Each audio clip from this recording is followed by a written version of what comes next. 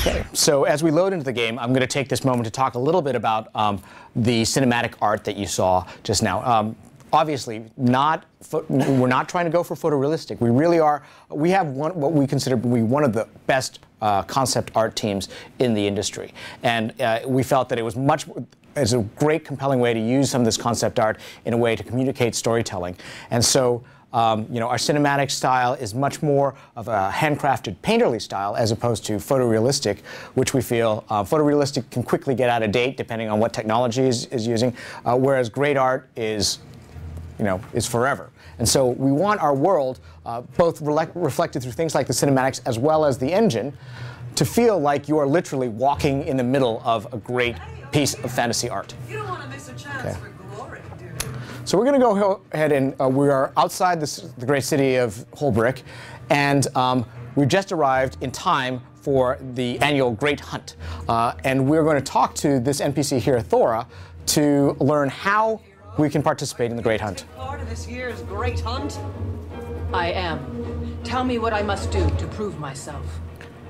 Hunt down 3 of the wildest animals you can find. Take trophies from each of your kills and present them to Ido. Whoever has the best trophies and whose bravery is the greatest gets to join the Great Hunt. Newt Whitebear has said this season's event will be one of the most dangerous, so be ready. I've even heard the renowned heir Stegolken might attend. I look forward to impressing them both, after I've earned my place in the hunt. For glory! Okay, so you'll see on the upper right that what appeared is the Great Hunt. The Great Hunt is part of the personal story. You'll see across the game engine, there are these NPCs or markers with the green starburst. What we wanted to do is make sure that it was very clear what parts of the game are moving your personal story ahead. The personal story to a lot of people is one of the most important things they have in the game. That's very different from other types of content that you'll experience. So here we've gone ahead and talked to a tracker to help us flesh out the Minotaur. We need to collect a trophy off of them. So this would be a good time for us to talk just broadly about how the Guardian plays relative to other professions. The Guardian is a heavy armor profession, but with magical abilities. The three virtues that are represented up here in the UI are one of the things. Here, I'm going to turn the volume down a little bit. Okay. Are 3 of the things that distinguish the Guardian as a profession. Inherently, the Guardian has these 3 virtues that empower them to do mystical things. Like, for one, justice. The virtue of justice allows their attacks to have a burning effect. The virtue of courage allows them to shrug off blows. And the virtue of resolve enhances their self-healing abilities. Now, these are incredibly powerful abilities that make the Guardian a force to be reckoned with. But what makes the Guardian very distinct is that the Guardian can then choose, when they're surrounded by other players, to sacrifice a virtue in order to benefit the greater good. So a Guardian, when surrounded by other players, is always left up with the choice, like, am I better off powering myself with my virtue, or am I better off sharing it with a broader group of people and enhancing them? So the Guardian has this ability to have a great support role within any encounter with lots of other people. So as we go through the hunt, you'll see one of the things that Sarah just did is interact with the environment to bait the trap to summon these skelk. It was very important for us to go ahead and have elements in the environment that you can actually, interact with, do things with, and again, be more immersed. Let's see.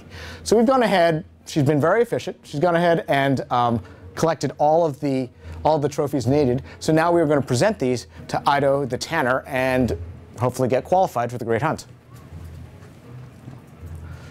As we run through this area, if you've seen the human area that we showed last year, you'll notice that the field, the appearance, all the ambient weather effects are great at kind of setting the mood for the Norn environment, which is this misty morning, Nordic feel. Hail, Hunter. I'm the local leather worker. Ido's the name.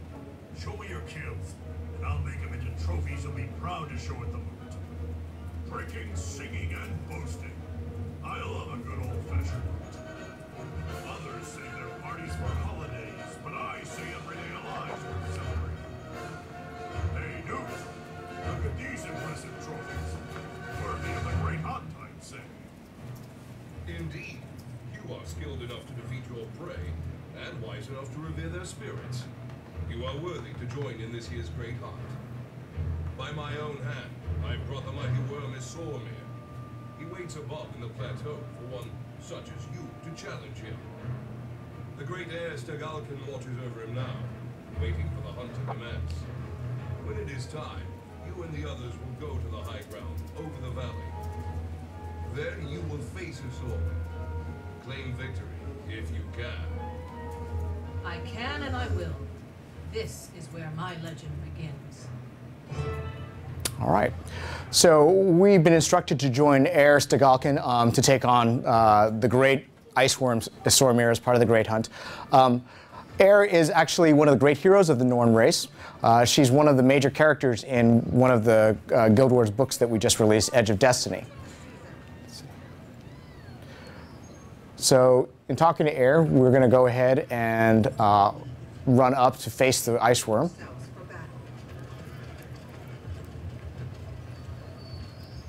May snow leopards spot danger in your path. So we're being joined both by other players that we have joining us from ArenaNet, and as well as NPCs. And the wisdom to understand.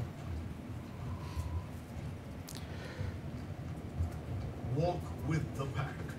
In the eyes of wolf, we are all brothers and sisters. And as we enter the area, you'll go ahead and see that we have your first dynamic event.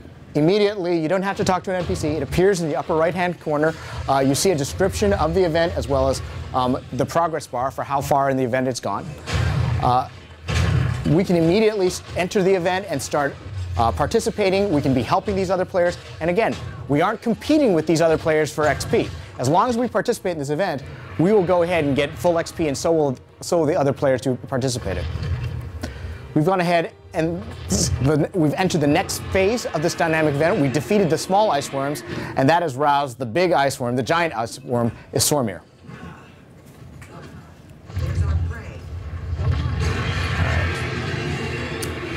So, as we mentioned, in our combat, we never want somebody to just be standing necessarily in one place hitting the same button over and over again. We don't consider that to be fun combat. It's very important that you... Wow. That was fast.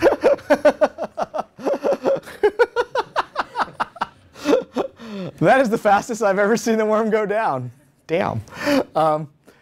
Well, we can talk a little bit more combat in settlement. Thank you. It was a hard-fought battle, and I'm proud of my part in it. An excellent beginning to your legend, friend.